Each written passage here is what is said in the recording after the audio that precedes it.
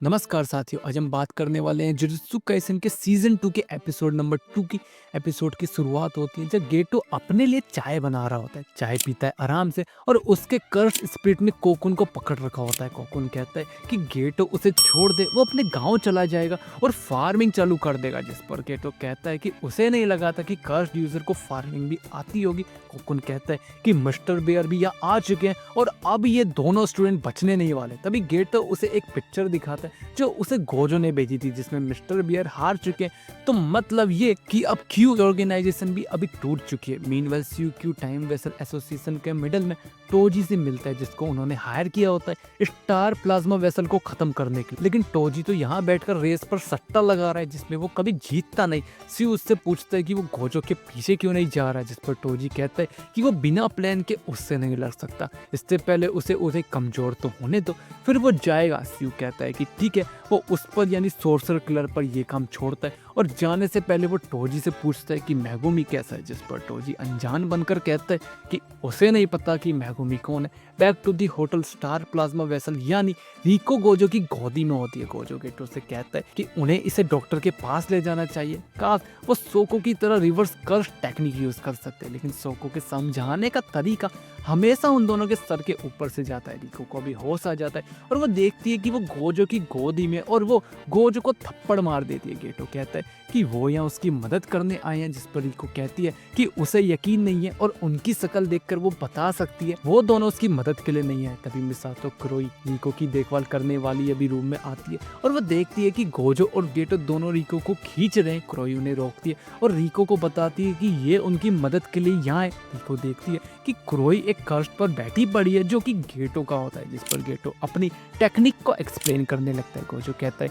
कि आजकल के बच्चे काफी अग्रेसिव हैं, जिस पर रिको कहती है कि वो दोनों ध्यान से सुने। उन जैसे बेवकूफों को लगता है कि मौत और मर्जिंग सेम नहीं है, लेकिन वो और टेंजन सेम है। टेंजन ही रिको है और रिको ही टेंजन है, और रिको टेंजन से मर्ज होने के बाद वो दोनों एक हो जाएंगे। लेकिन रिको की बात को तो अभी दोनों इग्नोर कर आपस में ही बात करने लगते हैं। रिको भी देखती है कि उसे तो स्कूल जाना है और वो स्कूल भाग जाती है। अभी सभी रिको के स्कूल में होते हैं जब रिको अपनी क्लास में होता है और तीनों बाहर होते हैं। गोजो को अभी यागा का कॉल आता है और वो कहता है कि उन्हें रिको को लेकर जुजुत्सु हाई आना है और ये टेंजन का ऑर्डर है, जिस पर गोजो अपनी ना खुशी जाहिर करता है। गेटो कहता है कि मर्जिंग के बाद रिको बैरियर की फाउंडेशन बन जाएगी और फिर वो कभी अपनी फैमिली से नहीं मिल सकेगी, तो फिलहाल उसे उसकी फैमिली से मिलने देना चाहिए। क्रोई ये सुन कहती है कि रिको की कोई फैमिली नहीं है, उसकी फैमिली एक एक्सीडेंट में मारी गई थी और उसी ने रिको की देखभाल करी है बचपन से। ये सुन गेटो कहता है कि इसका मतलब क्रोई ही उसकी फैमिली है। ये सुन क्रोई शर्मा जाती है। गोजो अभी कहता है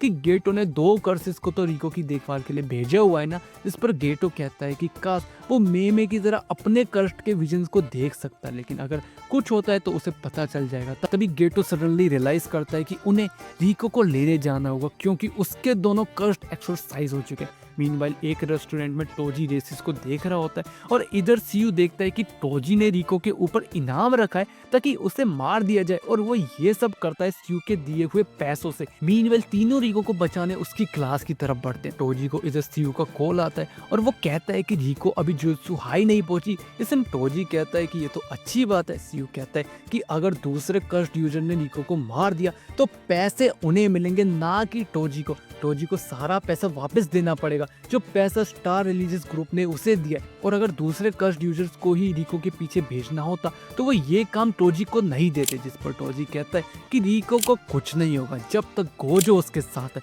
100 सालों में पहला इंसान जिसके पास लिमिटलेस और 6 आइज दोनों है। जिस पर सीयू कहता है कि मतलब फिर तो टोजी भी उसे नहीं हरा सकता। जिस पर टोजी थोड़ा सा मुंह बना लेता है और टीवी में चल रहे रेसिस के नतीजे को बदलता देख कहता है कि क्या पता। बैक टू दी रिको's स्कूल गेटो रिको को ढूंढ रहा होता है। तभी एक ओल्ड कर्स्ट यूजर वहां आता है अपने 2 सिंपल सीकी गामी के साथ। गेटो समझ जाता है कि उसकी यूनिफॉर्म देख इसे लगा होगा कि यहाँ मल्टीपल सोर्सर्स आने वाले हैं, इसलिए उसने ये सीकी गामी बोला है। तभी गेटो भी अपनी कर्स्ट स्पिरिट को बुला लेता है। ये देख ओल्ड मैन समझता है कि ये कर्स्ड मैनिपुलेशन टेक्निक है और वो समझने की कोशिश करता है कि उसे गेटो के पास जाना होगा, क्योंकि ओल्ड मैन को लगता है कि गेटो 1-on-1 फाइट में नहीं जीत सकता, इसलिए वो इन स्पिरिट्स को बुला रहा है। Ghetto suddenly warm like cursed old man की तरफ भेजता है, लेकिन ओल्ड मैन उससे बच गेटो के पीछे आ जाता है। तभी ओल्ड मैन देखता है कि उसका दोस्त तासुके यहाँ है, जो हमेशा उसके साथ रहता है, क्योंकि उसकी फैमिली वाले उस पर नहीं बल्कि उसके भाई पे पैसे खर्च करते थे, क्योंकि ओल्ड मैन को कर्सेस दिखते थे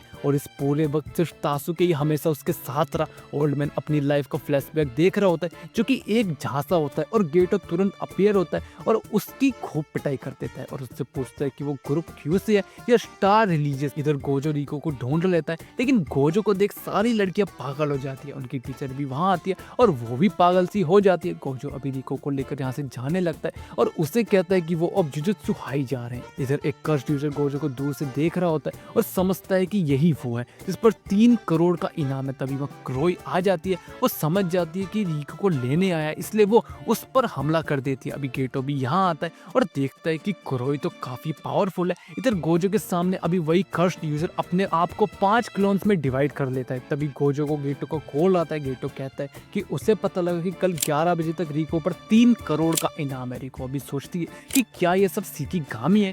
क्लोन्स अभी गोजो पर अटैक कर देते हैं। गोजो उनसे बचता है और कहता है कि उसके अपोनेंट की इनेट टेक्निक 5 क्लोन्स जनरेट कर सकती है और मेन बॉडी किसी भी क्लोन के साथ खुद को चेंज कर सकती है। इस पर कर्स्ड यूजर पूछता है कि ये गोजो को कैसे पता लगा। गोजो कहता है कि उसकी आंखें अच्छी है और उसकी टेक्निक इन्फिनिटी नंबर के सीरीज से बनी है, मतलब जो भी उसके पास आता है वो धीरे धीरे स्लो होता जाता है और कभी वो उस तक उसे छू ही नहीं पाता। गोजो अभी अपनी लिमिटलेस टेक्निक के बारे में बताता है कि ये एक इमेजिनरी एप्पल या ब्लैक होल जैसी बनती है जो सबको अपने अंदर खींच लेती है, लेकिन ये टेक्निक गोजो को ठका देती है। गोजो अभी cursed technique reversal red use करता है और कर्स्ड यूजर के पास पहुंच जाता है, लेकिन उसके पास आते ही वो कॉमिकली कहता है कि वो फेल हो गया और हल्के से पंच से ही वो कर्स्ड यूजर को गिरा देता है। ये देख रिको काफी हैरान होती है। तभी वो अपने फोन में देखती है कि क्रोई किडनैप हो चुकी है और इसी के साथ एपिसोड नंबर 2 खत्म हो जाता है। एपिसोड कैसा लगा कमेंट बॉक्स में जरूर बताना, अच्छा बुरा वो भी अपना फीडबैक जरूर देना। एफर्ट्स अच्छे लगे तो लाइक सब्सक्राइब शेयर जरूर करना